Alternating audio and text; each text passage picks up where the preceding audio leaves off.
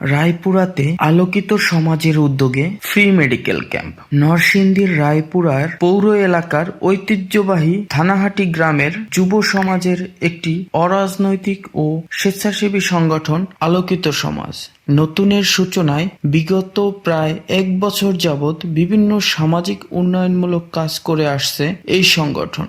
এরই ধারাবাহিকতায় শুক্রবার দিনব্যাপী ফ্রি মেডিকেল ক্যাম্প, মোড়ক উন্মোচন ও আলোচনা সভার আয়োজন করা হয়েছে। শুক্রবার 17 জানুয়ারি রায়পুরার পৌর মাঠ প্রাঙ্গণে এই অনুষ্ঠানের আয়োজন করা হয়। আলোকিত সমাজ নতুনের সূচনায় স্বেচ্ছাসেবী সংগঠনের সভাপতি marine engineer captain Mohammad Arman শরীফের সভাপতিত্বে ও সাধারণ সম্পাদক ফারহিন আহমেদ এর তত্ত্বাবধানে ফ্রি মেডিকেল ক্যাম্প, মোড়ক উন্মোচন ও আলোচনা সভা অনুষ্ঠিত হয়।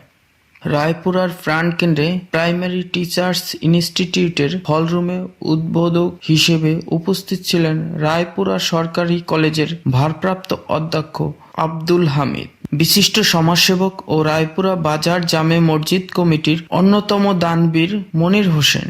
আরও উপস্থিত ছিলেন সিরাজুল ইসলাম সালাম, আবদুল্লাহ মোহাম্মদ জাহাঙ্গীর, মোহাম্মদ খলিলুর রহমান আপন, আলহাজ রাজীব, ব্যারিস্টার রাসেল, অন্যান্য গণ্যমান্য ব্যক্তিবর্গ।